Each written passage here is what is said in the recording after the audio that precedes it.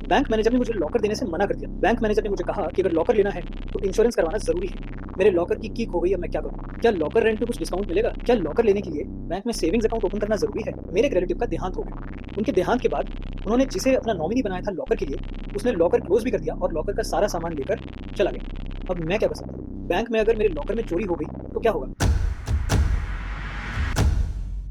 अगर आपके मन में भी लॉकर्स को लेकर इस तरह के सवाल है तो आप सही वीडियो पे आए। मेरा नाम है मुकुल और मैं पिछले 10 साल से स्टेट बैंक ऑफ इंडिया में काम कर रहा हूँ। इन 10 सालों में मैंने बहुत सारे कस्टमर्स की लॉकर से रिलेटेड परेशानियां समझी हैं और लॉकर से रिलेटेड जो उनको गलत फहमियां थी या फिर एक गैप ऑफ इंफॉर्मेशन था उसे भी समझा। आज भी अगर आप ऑनलाइन देखें तो लॉकर से रिलेटेड बहुत ज़्यादा इंफॉर्मेशन क्लैरिटी के साथ अवेलेबल नहीं है। तो इस वीडियो को आप एंड तक ज़रूर देखिए।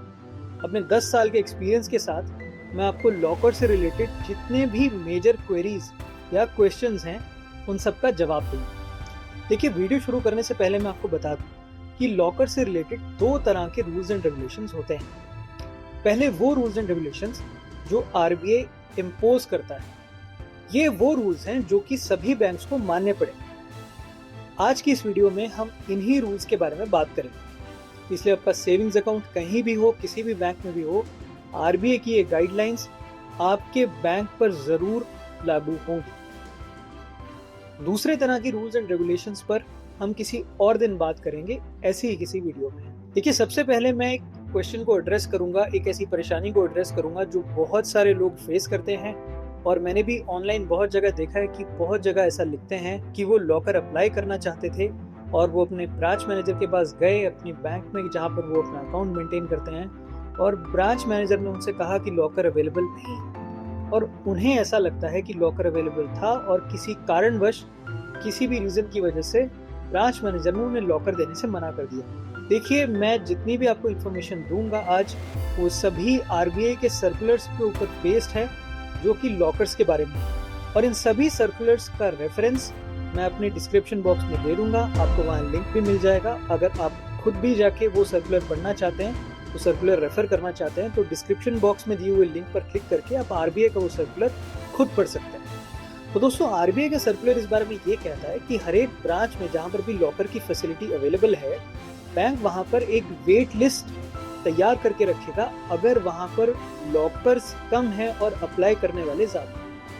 फॉर एग्जाम्पल, लॉकर है कहीं पे 200 और वो 200 के 200 लॉकर्स जो हैं वो अवेलेबल नहीं है पब्लिक के लिए क्योंकि वो ऑलरेडी किसी को अलॉट हो चुके हैं। ऐसे केस में ब्रांच के अंदर यूजुअली एक रजिस्टर मेंटेन्ड होता है और कई केसेस में तो इलेक्ट्रॉनिकली भी एक वेट लिस्ट जो है वहाँ पे ब्रांच में मेंटेन की जाती है। अब अगर आपको लगता है कि लॉकर वहाँ पर अवेलेबल नहीं है इसलिए आपको ब्रांच मैनेजर ने मना किया है, तब भी आपको करना ये है कि लॉकर के लिए एक एप्लीकेशन एक प्लेन पेपर पर लिखिए और वो एप्लीकेशन का एक जेरोक्स लीजिए और ब्रांच मैनेजर के पास जाकर उस जेरोक्स कॉपी के ऊपर अपना एक्नॉलेजमेंट मांगिए। इस एक्नॉलेजमेंट के ऊपर ब्रांच की सील, जो ऑफिसर आपसे वो एप्लीकेशन रिसीव करेगा उसका पूरा सिग्नेचर, उस दिन क्या डेट है, उस दिन की तारीख वो, और साथ ही साथ वेट लिस्ट में आपका कितना नंबर है, फॉर एग्जाम्पल 2, 4, 10 जितना भी, वो मेंशन होना बहुत ज़रूरी है। तो ये चीज़ आप इंश्योर कीजिए।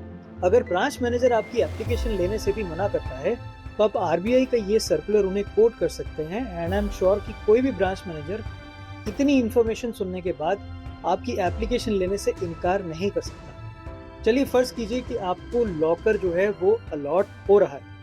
अब इस केस में आपको बैंक के साथ एक लॉकर अग्रीमेंट साइन करना होगा। ये बात ज़रूर ध्यान में रखिए कि लॉकर अग्रीमेंट साइन करने से पहले उसे पूरा पढ़ लीजिए। दूसरी चीज़ ये कि लॉकर अग्रीमेंट साइन करने के बाद उस अग्रीमेंट की आप कॉपी अपनी ब्रांच से ज़रूर कलेक्ट कीजिए और उस कॉपी को संभाल के रखिए। साथ ही साथ उस कॉपी को आप सॉफ्ट कॉपी में कन्वर्ट करके अपने मोबाइल में भी रखिए। ये भी बहुत ज़रूरी है कि आप उस कॉपी को एक बार ध्यान से ज़रूर पढ़ें और उसमें जो मेजर चीज़ें जो भी याद रखने लायक आपको लगती हैं, जैसे कि रेंट कितना है, पेमेंट टर्म्स क्या है, पेमेंट कब होगी, वो सारी चीज़ें आप अपने ध्यान में रखिए। एक और बहुत कॉमन क्वेश्चन ये आता है कि क्या लॉकर आपको ओपन करने के लिए उस बैंक के अंदर सेविंग्स अकाउंट या इस तरह की कोई फैसिलिटी की जरूरत है? तो देखिए, वैसे तो आरबीआई कहता है कि लॉकर लेने के लिए आपको उस बैंक में और दूसरे किसी बैंकिंग प्रोडक्ट को लेने की जरूरत नहीं, लेकिन इसके अंदर एक नुआंस ये है कि ये प्रैक्टिकली बहुत डिफिकल्ट हो जाएगा, क्योंकि आपको लॉकर का जो रेंट है वो 1 साल का एडवांस में पे करना है। इसी के साथ आरबीआई ये भी कहता है कि आपको 3 साल का रेंट कस्टमर से एफडी की फॉर्म में कलेक्ट करना है। बैंक्स 3 साल का रेंट और ब्रेक ओपन चार्जेस भी इसके साथ में जोड़कर आपसे एफडी की फॉर्म में रखते हैं। तो प्रैक्टिकली आपको बहुत दिक्कत हो जाएगी अगर बैंक के साथ आप सेविंग्स अकाउंट नहीं ओपन करेंगे, क्योंकि एनी विच वेज आपको एफडी तो वहां पर रखनी ही पड़ेगी। तो आप रेंट पे कैसे करेंगे? क्योंकि रेंट पेमेंट आपको करनी पड़ेगी अकाउंट के थ्रू या फिर किसी डीडी या चेक के थ्रू। आप हर साल रेंट के लिए डीडी या चेक बनवाते तो नहीं घूमेंगे। इसलिए मेरी एडवाइस आपको यही है कि जिस बैंक में आपका ऑलरेडी खाता चल रहा है, आप उसी बैंक के अंदर अपना लॉकर के लिए अप्लाई करें। अगर किसी रीजन की वजह से उस ब्रांच में लॉकर अवेलेबल नहीं है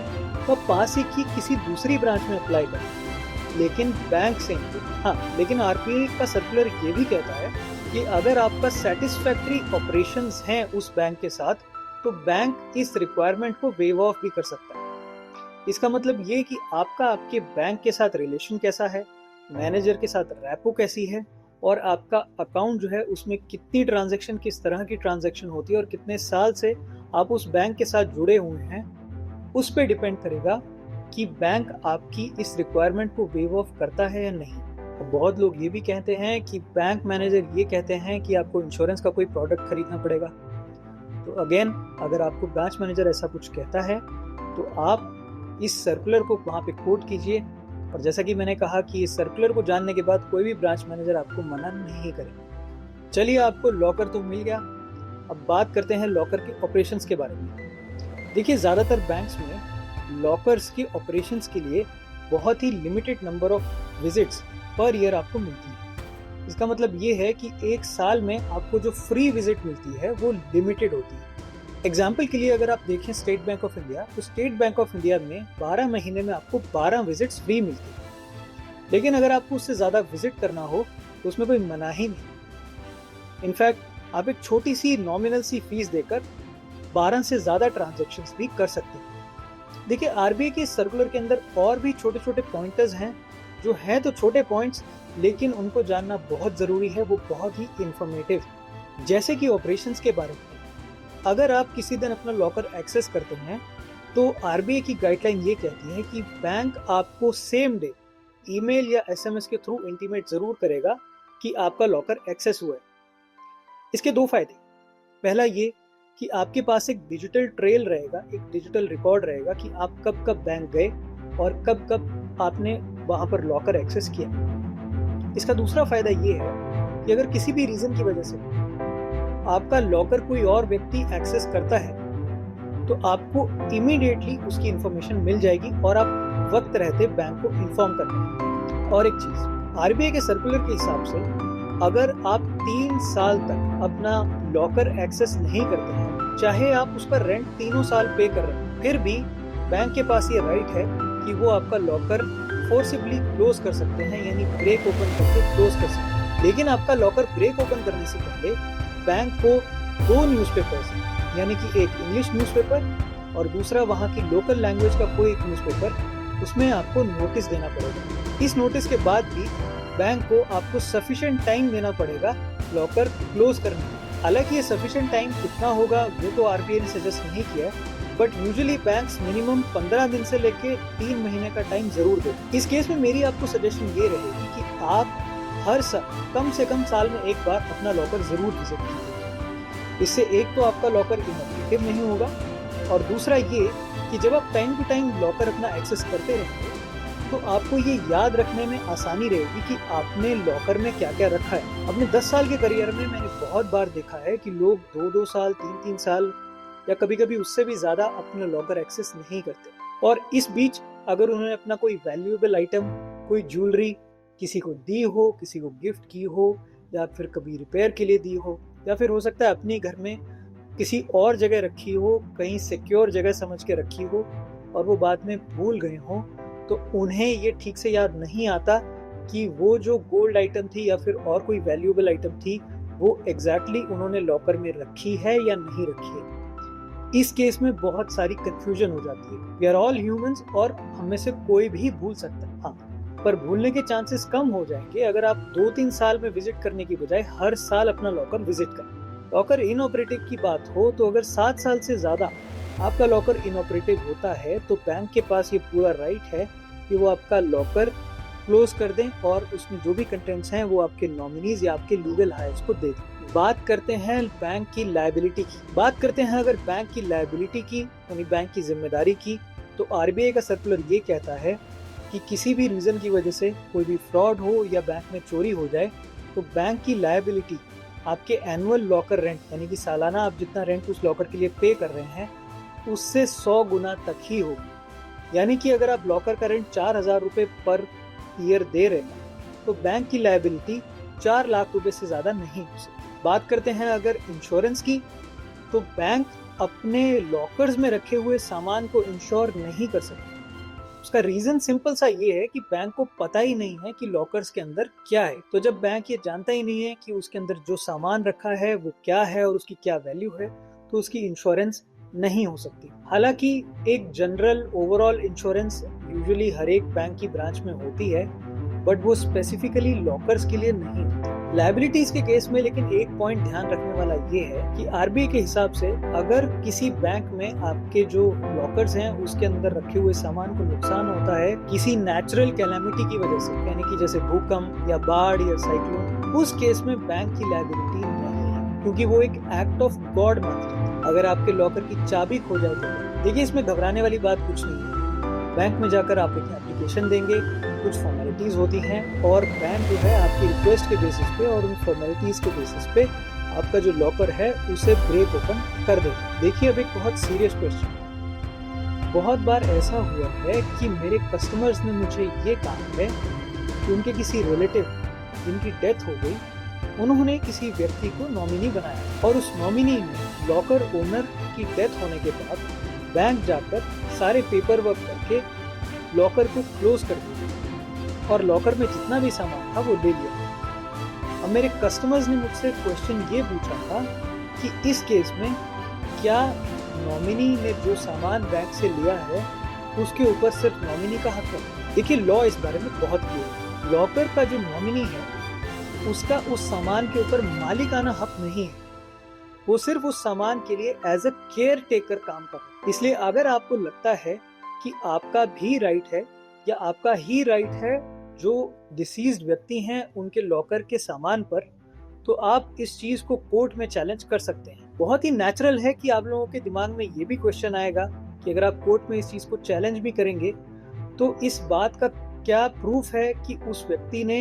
वहां से सारा सामान ले लिया और उसने क्या क्या सामान लिया वो कैसे पता चले। देखिए जब भी कोई नॉमिनी लॉकर ओनर की डेथ के बाद ब्रांच से वो लॉकर क्लोज करके सब सामान निकालता है, उस केस में आरबीआई की गाइडलाइंस के हिसाब से बैंक को एक लिस्ट बनानी होती है उन सभी चीजों की जो उसने उस नॉमिनी को हैंडओवर किया। अगर आप लीगली उस नॉमिनी के हक को चैलेंज करते हैं तो ये लिस्ट कोर्ट के ऑर्डर से आपको जरूर मिलेगी। लास्ट क्वेश्चन ये, तो बहुत लोग मुझसे ये पूछते हैं कि सर लॉकर का रेंट हमें बहुत ज्यादा लग रहा है, क्या इसमें कोई डिस्काउंट हो सकता है? तो हाँ, लॉकर रेंट में डिस्काउंट्स होते हैं और वो डिस्काउंट्स आपको मिलते हैं अगर आपका उस बैंक में कॉर्पोरेट सैलरी पैकेज हो। ये ज्यादातर बैंक्स डिस्काउंट्स ऑफर करते हैं अपने कॉर्पोरेट सैलरी पैकेज या और किसी और तरह के सैलरी पैकेज अकाउंट्स के साथ। अगर आपको एसबीआई के कॉर्पोरेट सैलरी पैकेजेस के अंदर कितना डिस्काउंट मिलता है लॉकर्स में वो जानना है तो इस वीडियो के एंड में मैं अपनी पुरानी वीडियो का लिंक दे दूंगा जिसमें मैंने कॉर्पोरेट सैलरी पैकेज और उनमें मिलने वाले अलग अलग बेनिफिट्स और डिस्काउंट्स के बारे में बात करी है। आप उस वीडियो में जाके लॉकर्स के केस में आपको जितने भी डिस्काउंट्स मिलते हैं या मिल सकते हैं उसे देख सकते हैं। दोस्तों ये सारी इन्फॉर्मेशन आपको कैसी लगी मुझे कमेंट करके जरूर बताइए। मैंने बहुत कोशिश करी कि जितने भी डाउट्स लोगों के मन में होते हैं लॉकर्स को लेके उसे एड्रेस करूं और आई होप कि मैंने इस वीडियो में आपकी सभी क्वेरीज का आंसर किया होगा। फिर भी अगर आपको लगता है कि कोई डाउट है मन में या फिर कुछ क्वेश्चन आपके मन में है जो इस वीडियो में आंसर नहीं हुआ तो आप नीचे कॉमेंट करके मुझे जरूर बताइए। मैं बहुत ही जल्द उसका रिप्लाई करूँगा। इसी के अलावा अगर आप किसी और टॉपिक के ऊपर इस तरह की इन्फॉर्मेटिव वीडियो देखना चाहते हैं तो नीचे कमेंट कीजिए, बहुत ही जल्द उस टॉपिक के ऊपर एक अच्छी और इन्फॉर्मेटिव वीडियो आपके लिए लेकर आऊंगा। अगर आपको ये वीडियो अच्छी लगी तो आप वीडियो को लाइक कीजिए और ऐसी ही और इन्फॉर्मेटिव वीडियोस देखने के लिए मेरे चैनल को सब्सक्राइब कीजिए। अगर आपको लगता है कि ये वीडियो किसी और के काम भी आ सकती है तो इस वीडियो को जरूर शेयर कीजिए। Thank you for watching. My name is Mukul. Bye.